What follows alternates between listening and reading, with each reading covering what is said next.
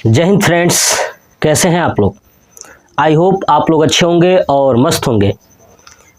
जैसा कि मैंने आपसे होली के दिन कहा था कि मैं 17 मार्च से क्लास 9th और क्लास 10th का वीडियो सब्जेक्ट वाइज चैप्टर में वीडियो अपलोड करूंगा।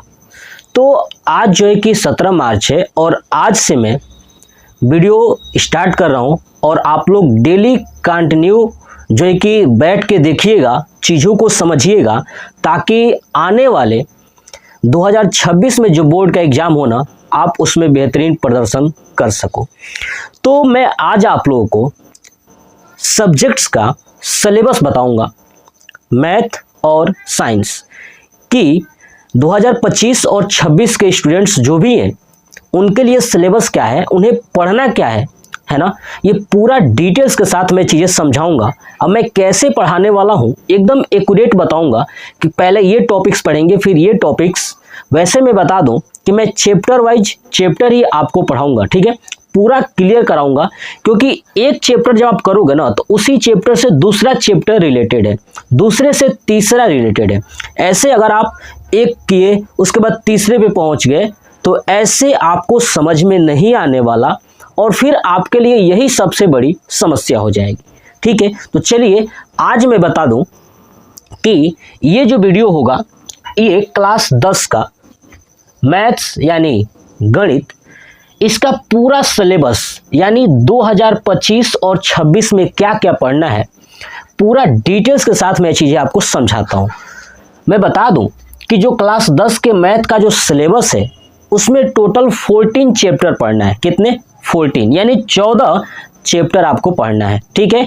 अब इन 14 चैप्टर में ये एक्सरसाइज भी है, ये चैप्टर है तो इसके अंदर एक्सरसाइज भी है ना। जैसे आपको बताऊं कि ये 8 नंबर चैप्टर है तो एक्सरसाइज 8.1, 8.2 है ना, 8.3 ऐसे करके एक्सरसाइज भी पढ़ना है। तो मैंने टोटल बताया, टोटल 14 टॉपिक्स पढ़ने, चैप्टर पढ़ने। तो चलिए देखते हैं पहला चैप्टर कौन सा हम लोग पढ़ेंगे।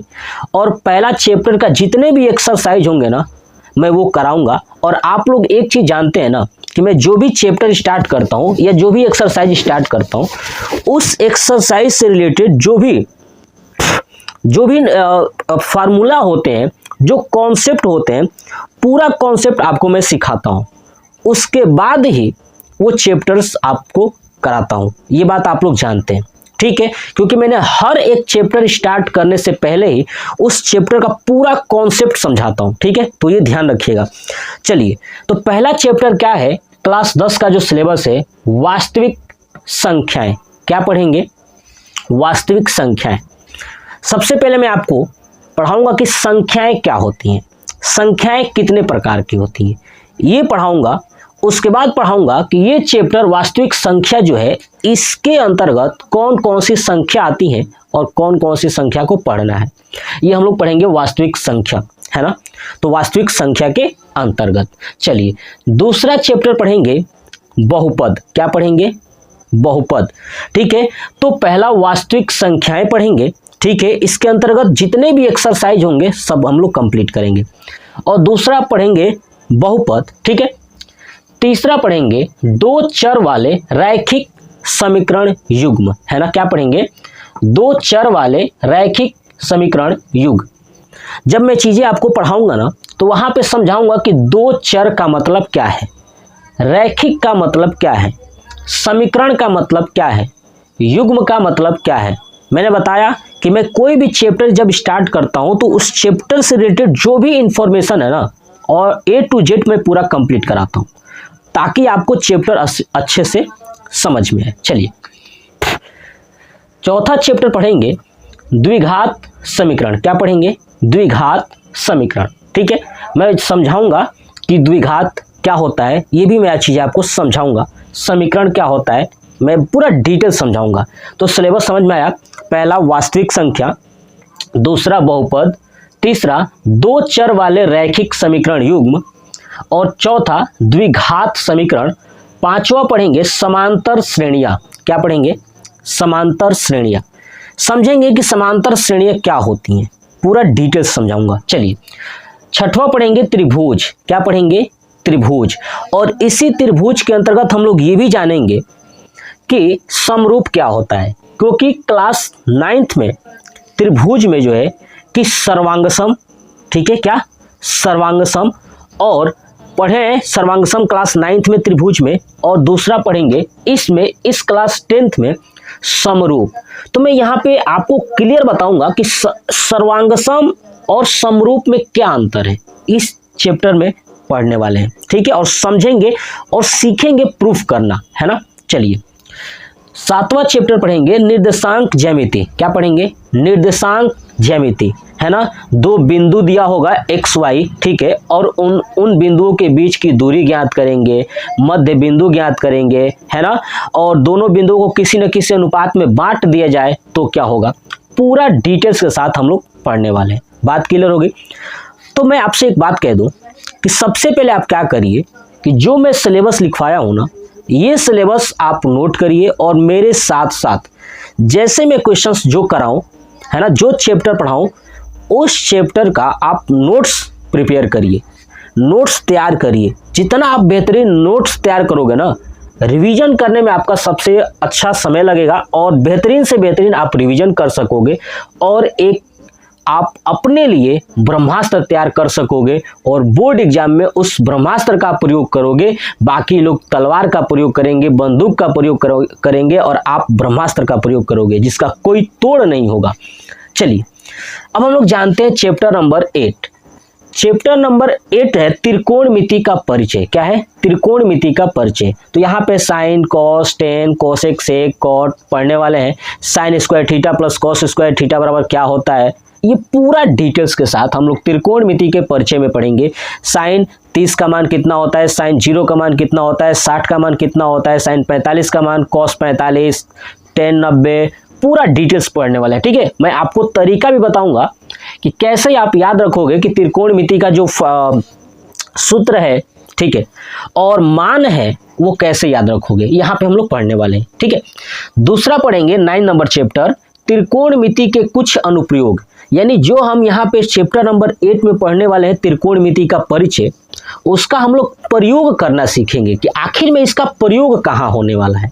जैसे मैं एग्जाम्पल के तौर पे बताऊं कि आपको पता है ना, जो अगर मैं बात करूं कि पूरे इंडिया में सबसे लंबी मीनार कौन सी है, तो कुतुब मीनार, है ना। सबसे लंबी ऊंची वाली मीनार कौन सी है? कुतुब मीनार। तो जो कुतुब मीनार है, कुतुब मीनार की हाइट कैसे ज्ञात किया गया होगा? क्या कोई फीता और टेप लेकर के, है ना, फीता या मेजरमेंट डिवाइस लेकर के कोई गया होगा क्या उस कुतुब मीनार के सबसे ऊंचाई वाले पार्ट पे कोई नीचे पकड़ा होगा? ऐसा है क्या? नहीं।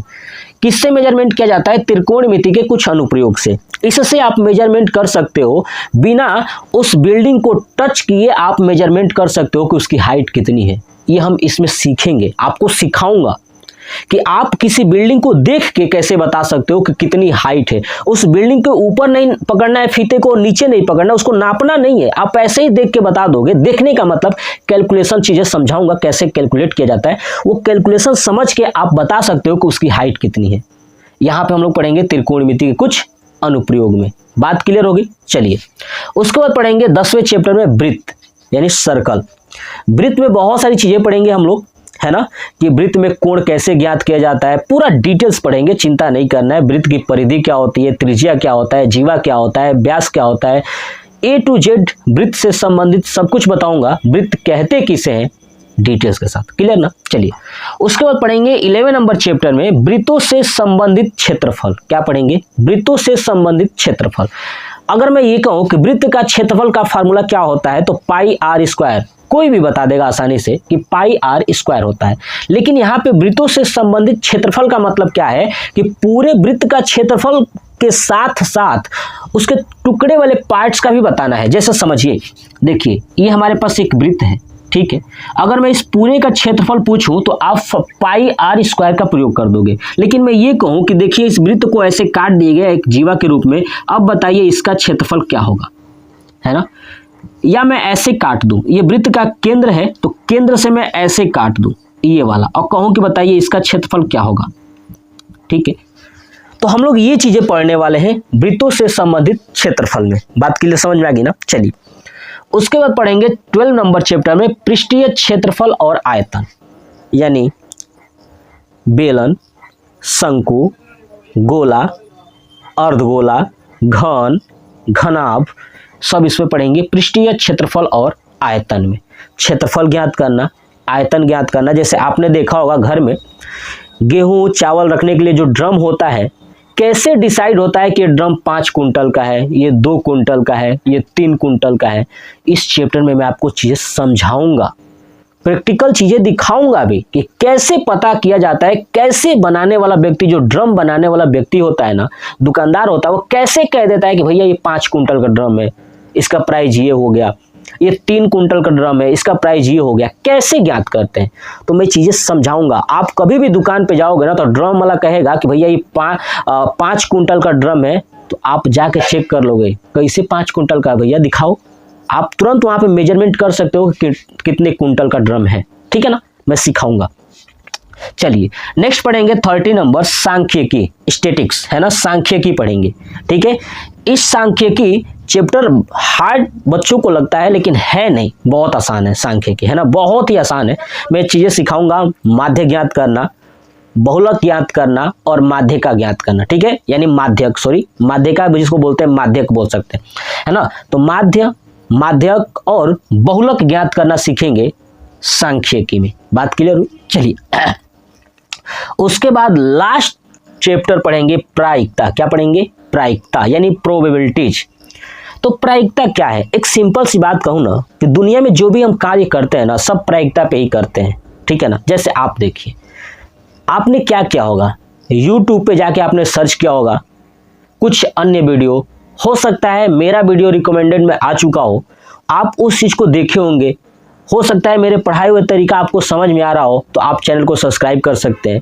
तो आपने क्या देखा, आप सर्च किए कुछ और, बहुत सारे वीडियो आया, उस बहुत सारे वीडियो में से मेरा जो चैनल था अजय स्टडी, आपने उस पर देखा, आपको अच्छा लगा, तो मतलब आपने जितने बहुत सारे लोगों को देखा उसमें से मेरा चैनल अगर अच्छा लगा, मेरी कंटेंट अच्छा लगा, मेरे पढ़ाने का तरीका अच्छा लगा, तो आप क्या करोगे, आप मुझे वहाँ पे सब्सक्राइब करोगे, मेरे वीडियो को देखोगे, सीखोगे, समझोगे। इसका मतलब आपने क्या प्रयोग किया? प्रायिकता प्रयोग किया। मतलब आपने देखा बहुत सारी चीजें और किसी एक को सेलेक्ट किया, वो क्या है? प्रायिकता है। यानी संभावना क्या, मतलब देखे आपने बहुत सारी चीजें, उसमें से मुझे सेलेक्ट किया, है ना, समझ रहे हैं ना, वो क्या है? प्रायिकता है। ठीक है, वही क्या है? प्रायिकता है, प्रोबेबिलिटीज है। जैसे दुकान पे जाते हैं, समोसे की दुकान पे ना, समोसा खरीदने के लिए, तो भैया पूछते हैं कि समोसा गर्म है, तो दुकान वाला बोल देता है हाँ गर्म है भैया, अब ये छान के दिए रखे हैं। तो उस तरफ दुकान वाला क्या करता है कि आप तो बोल दिए, अब हम लोग भी कम चालाक थोड़ी है, एक एक को चेक करेंगे, हाँ गर्म आ कि ना, है ना, गर्म है तो लेंगे, तो गर्म है तो कहें गर्म वाला दे दीजिए, उससे ले लिए। तो लेने के बाद आपने वहां पे क्या देखा, अगर 20 समोसा था तो आपने 1-2 को हाथ लगाया और आपने अंदाजा लगा दिया कि भैया सब गर्म होगा, यही ना होता है।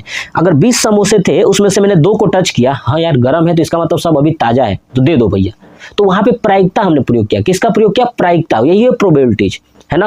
तो ये प्रायिकता में हम लोग चीजें सीखेंगे और आपसे और भी चीजें मैं समझाऊंगा, वहां पे रूबरू चीजें समझाऊंगा कि जब हम लूडो छक्का खेलते हैं तो क्या क्या संभावनाएं होती हैं, बहुत सारी चीजें हम लोग सीखने वाले हैं। ताश भी खेलने वाले हैं, है ना, ताश भी सीखेंगे, जो पासा होता है पासा भी, ताश भी और सिक्का, इन सब चीजों पे मैं बहुत सारी डिटेल्स आपको समझाऊंगा।